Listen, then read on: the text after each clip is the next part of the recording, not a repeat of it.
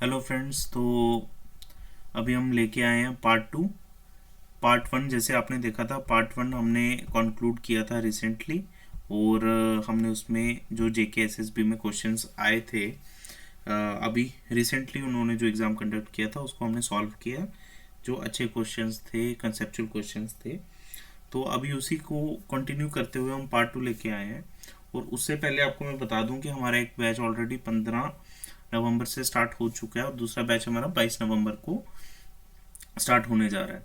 तो जिसको demo class के लिए अप्लाई करना है वो आ सकता है। स्पार्क इंस्टीट्यूट में 3 दिन की डेमो फ्री रहेगी। ठीक है। So without wasting any further time हम आगे मूव ऑन करते हैं। देखिए, फर्स्ट क्वेश्चन है, a 2D plane truss is known as unstable truss. अच्छा, ये क्वेश्चन है स्ट्रक्चरल एनालिसिस का। ठीक है। हमारा बेसिकली स्ट्रक्चरल एनालिसिस में 90% सिलेबस जो है वो नहीं है, सिर्फ 10% जो है एक पार्ट होता है ट्रस। ठीक है, ट्रस का पार्ट ये पूछते हैं जेईई के एग्जाम में। तो इसमें हमारा जो स्टेबिलिटी ट्रस के देखने का फॉर्मूला है that is M-2J minus R equal to 0। अगर ऐसा हुआ तो ये डिटर्मिनेट ट्रस होती है विच इज स्टेबल। आर क्या हुआ? R is reactions. कितनी रिएक्शन, जैसे मैंने आपको क्लास में बताया था कैसे निकालते हैं रिएक्शंस। तो ये R is what? Equilibrium equation, sorry, number of reaction equilibrium equations. तो ये 3 होती हैं। ठीक है। व्हाट? हॉरिजॉन्टल, वर्टिकल और एक मूवमेंट। ठीक है। तो 3 एक्सिस के लॉन्ग। ठीक है। तो आर इक्वल टू 3 रहता है 2D स्ट्रक्चर में। तो ये कुछ ऐसे बन जाता है 2J-3 equal to 0।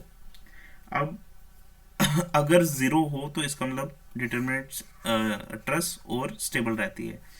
If this value 3 की जगह हम आर ही लेते हैं, इज ग्रेटर देन 0, तो इनडिटर्मिनेट ट्रस रहती है। आप इसको नोट डाउन कर सकते हैं। ठीक है, indeterminate truss but stable and stable. ठीक है। But if this is less than 0, that means unstable truss. M क्या होता है? एम जैसे ऊपर दिया हुआ नंबर ऑफ मेंबर्स। अगर ये ट्रस है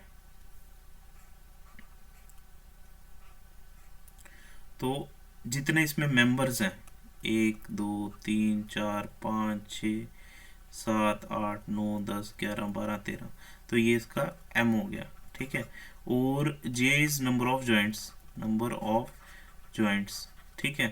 तो एक ये जॉइंट, 2 3 4 5 6 7 और 8, तो जे यहाँ पे 8 हो गया। ठीक है। तो ऐसे इसको निकालते हैं। R is number of unknown reactions. Unknown reactions मैंने आपको बता दिया। ठीक है। ये अननोन रिएक्शन जो होती है, ये ट्रस के केस में आर इज इक्वल टू 3 होता है। ठीक है, फॉर 2D स्ट्रक्चर। ओके, आगे मूव ऑन करते हैं। इसका आंसर है अनस्टेबल ट्रस।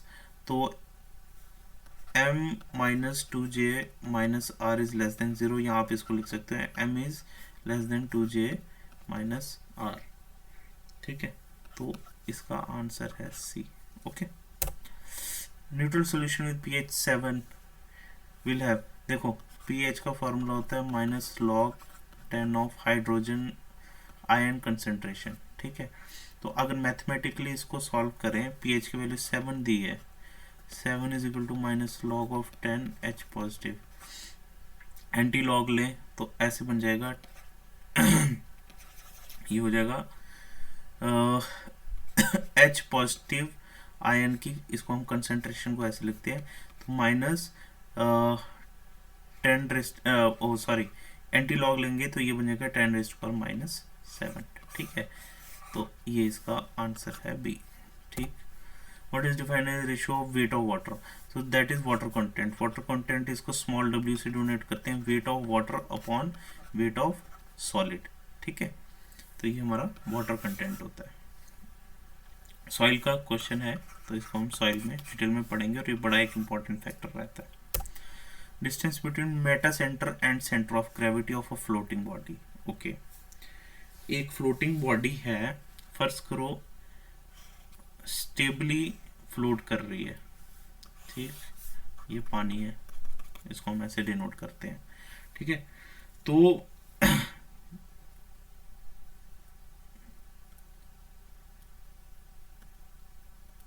ये हमारा what is this, this is centre of gravity. ठीक है, और ये G B, what is B, centre of buoyancy, जहाँ पे बॉयंट फोर्स लगती है, बॉयंट फोर्स ऐसे लगती है। सेंटर ऑफ ग्रेविटी जी, जहाँ पे उसका मास कंसंट्रेटेड होता है, वो ऐसे लगती है। ठीक है, अगर अच्छा what is M, metacentre क्या होता है, ये एम होता है यहाँ पे। ये मतलब मैंने बोला है कि ये एक स्टेबल स्टेबल बॉडी है जो बिल्कुल ऐसे फ्लोट कर रही है। ठीक है, तो मेटा सेंटर क्या होता है, जहाँ से सेंटर ऑफ बॉयंसी का एक्सिस और axis of centre of buoyancy and centre of gravity meet. ठीक, अब ये सेंटर ऑफ ग्रेविटी और सेंटर ऑफ बॉयंसी का एक्सिस स्ट्रेट लाइन ही आ रहा है, तो एम यहाँ पे रहता है स्टेबल बॉडी के लिए। फर्ज करो मैंने इसको थोड़ी सी रोटेशन दी ऐसे। ठीक है, बॉयंसी का ये बी यहाँ रहा और जी यहाँ पे आया कोई। ठीक, अब बॉडी क्योंकि टिल्ट हो गई तो इसका एक्सिस ऐसे गया, इसका ऐसे गया, तो यहाँ पे मीट हुआ, इसको मेटासेंट्रिक, इसको मेटासेंटर कहते हैं। और मेटासेंट्रिक हाइट होती है distance between, distance between metacentre and centre of gravity.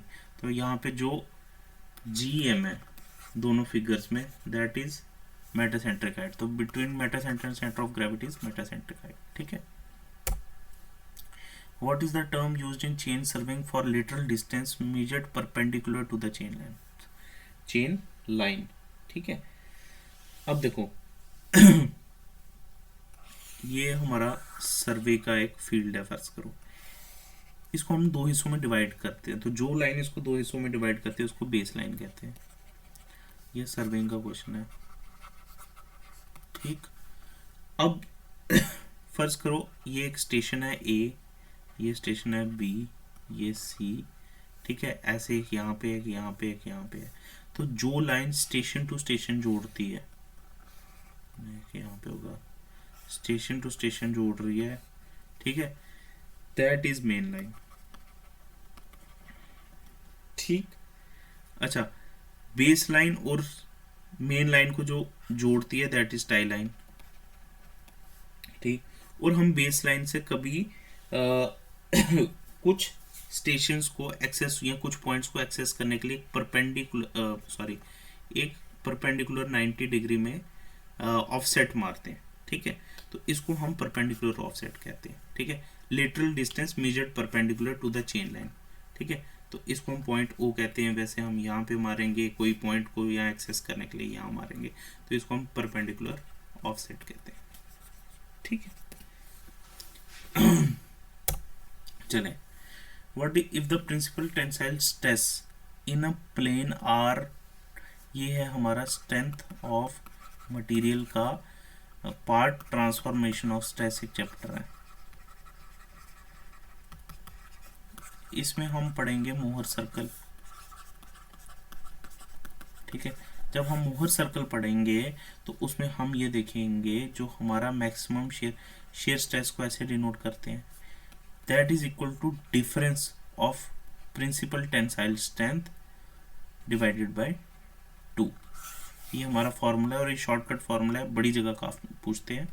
तो इस ये आ गया 1/2, 200 माइनस 50, तो ये हो गया 150 बाय 2, 75।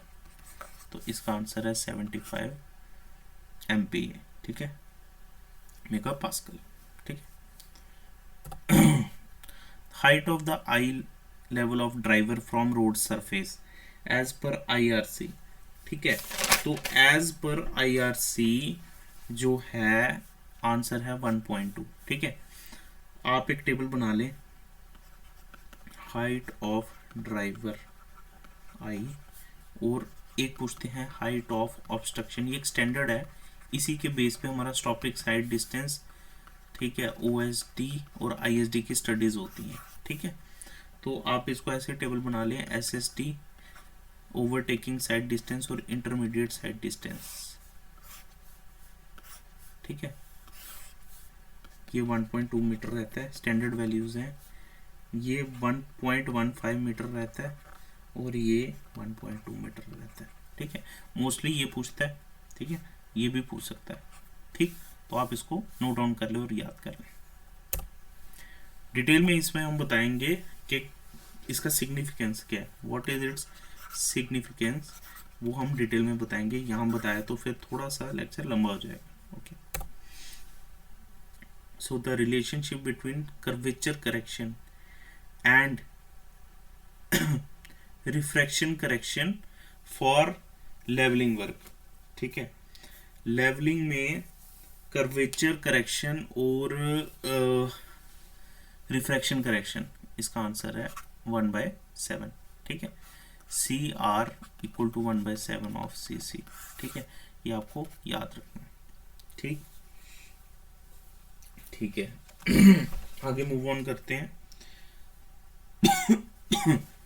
अच्छा, a circular member of area 100 mm square, of area 100 mm square and length 1 meter, and length 1 meter is exerted by a force of 5000 Newton. Okay, so find the change in length of the body if E is given। ठीक है, आपको E दिया है और देखो ये एक circular section है।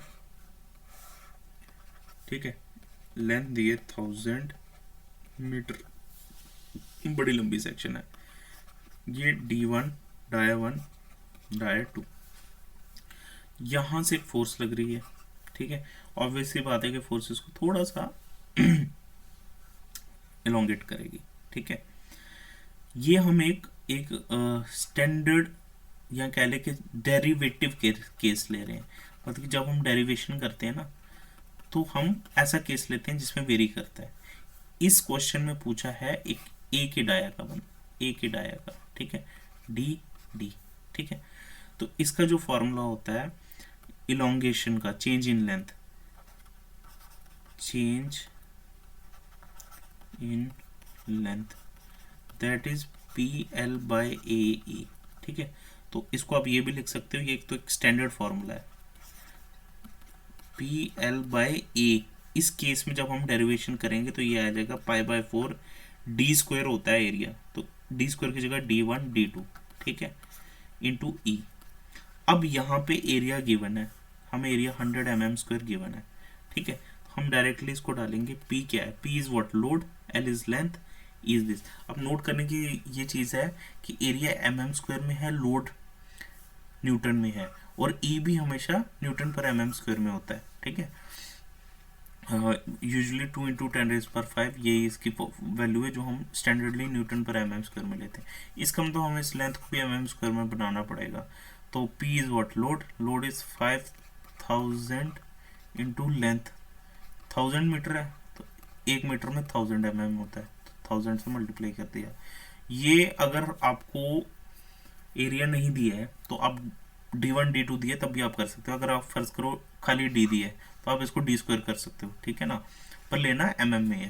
तो ये दिया हुआ 100 mm² और E दिया 2 × 10⁵ मतलब कि 5 0।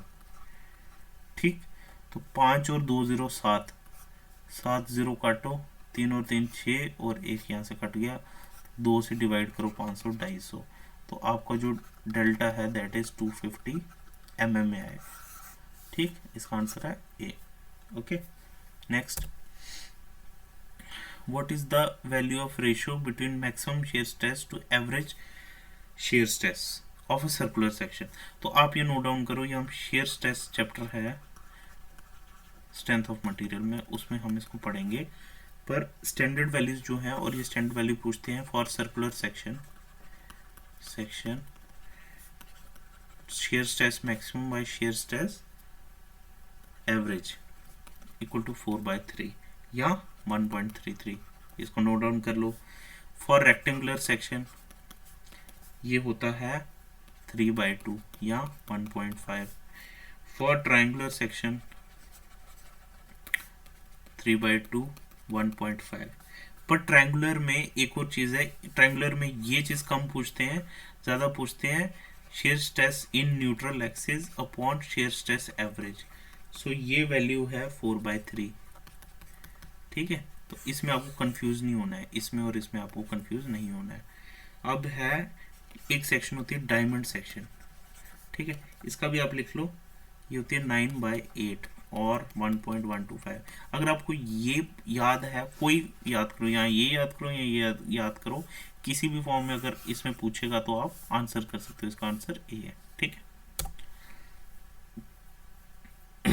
12th क्वेश्चन पे आते हैं। Which of the following option is defined as permanent deformation that occurs. देखो, परमानेंट डिफॉर्मेशन क्रीप को कहते हैं। ठीक है, जो लॉन्ग पीरियड ऑफ टाइम पे छोटी छोटी हल्की हल्की डिफॉर्मेशन, जैसे एयरप्लेन है उसमें वाइब्रेशंस होती हैं। ठीक है, वाइब्रेशंस क्या है, वाइब्रेशंस होती रहेंगी जितनी देर ये उड़ेगा, जिससे क्या होगा, एक टाइम ऐसा आएगा जब उसके जो पार्ट्स हैं, ठीक है, वो डिफॉर्म हो जाएंगे, मतलब कि उनकी चेंज इन शेप हो जाएगी।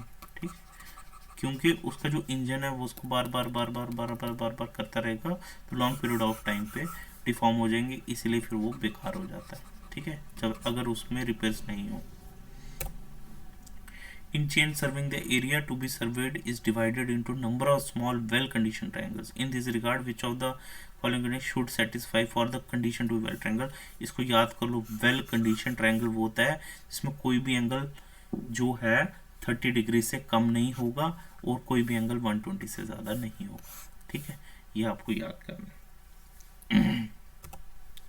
Which of the following refers to number of vehicles passing at some given point in a highway? ठीक है, in a given interval, number of vehicles passing in a given interval। ठीक है, given interval ये traffic flow होता है। अगर number of vehicles per unit length of road हो तो ये ट्रैफिक डेंसिटी होती है। ठीक है, ये हाईवे का पार्ट है। ठीक, what is horizontal distance between two successive contours? ठीक है, ये कंटूर है, ये दूसरी कंटूर है, तो इन दोनों में जो हॉरिजॉन्टल डिस्टेंस है उसको हॉरिजॉन्टल इक्विवेलेंट कहते हैं।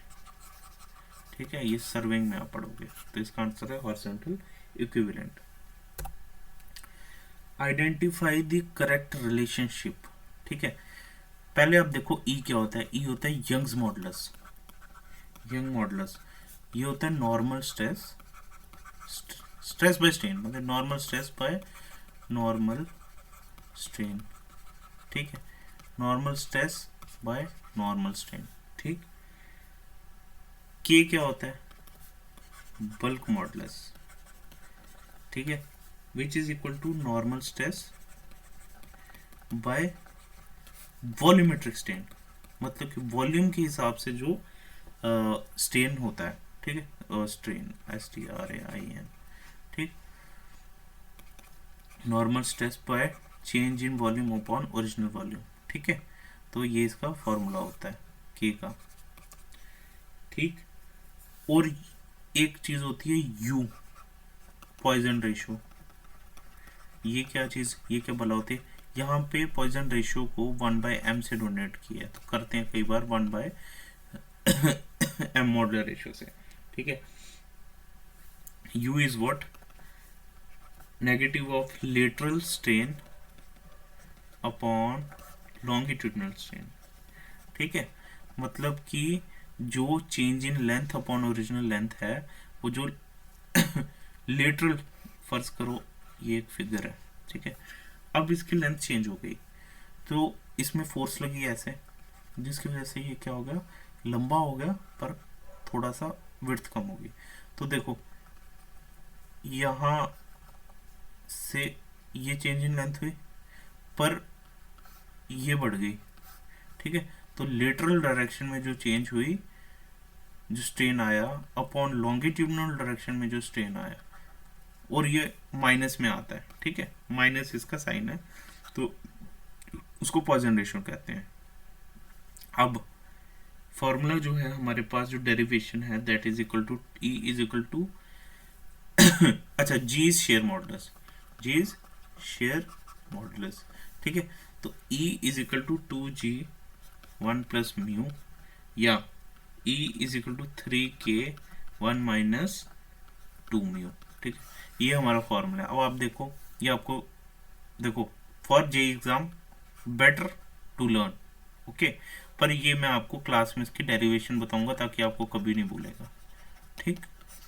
अब क्या है, ऑप्शन देखो, is equal to G 1 plus 1/m, 1/m मतलब कि म्यू, तो 2g 1 प्लस म्यू, ये ठीक है, ये ठीक है। b is equal to 3k 1 minus 2 mu है, बट ये 1 माइनस म्यू है, तो ये गलत है। यहाँ पे अगर 2 होता, अगर यहाँ पे 2 होता तो फिर ये ठीक होना था, बट यहाँ 1 है। इज इक्वल टू 2k तो आता ही नहीं, तो ये भी गलत है, तो इसका मतलब इसका आंसर है ए ओनली, ठीक। तो हमने इसका पार्ट भी कर लिए और हमने काफ़ी अच्छे क्वेश्चंस डिस्कस किए, देखा कि उनमें क्या कॉन्सेप्ट लगता है और क्वेश्चन को कैसे अप्रोच किया है, ठीक है। हर क्वेश्चन अगर आपका बेसिक क्लियर है तो आपको मगअप करने की ज़रूरत नहीं है, या कुछ लोग होते हैं जो क्वेश्चंस याद करके जाते हैं क्वेश्चन बैंक से, वो भी करने की ज़रूरत नहीं है। आप टेंशन फ्री एग्ज़ाम में जाएंगे और टेंशन फ्री पेपर देंगे, और पेपर भी तभी निकलता है, ठीक है। मगअप करके जाएंगे तो कभी पेपर नहीं निकलेगा, ठीक है। तो आई होप आपको ये पार्ट 2 ठीक लगा, और मैं आपको जाते जाते भी कह देता हूँ कि हमारा 15 तारीख से बैच ऑलरेडी चल रहा है, नेक्स्ट बैच हम 22 से प्लान कर रहे हैं, और 3 दिन की डेमो क्लास फ्री रहेगी। वैसे आपको ये वीडियोस देख के भी काफ़ी हद तक पता चल गया कि टीचिंग कैसे रहेगी, but if you want you can attend demo class, spark institute आइए और डेमो क्लास लीजिए। और ये जो बैच चल रहा है, बिकॉज आप जितना डिले करेंगे उतना आपका सिलेबस जो है वो छूटता रहेगा, ठीक है। तो थैंक यू।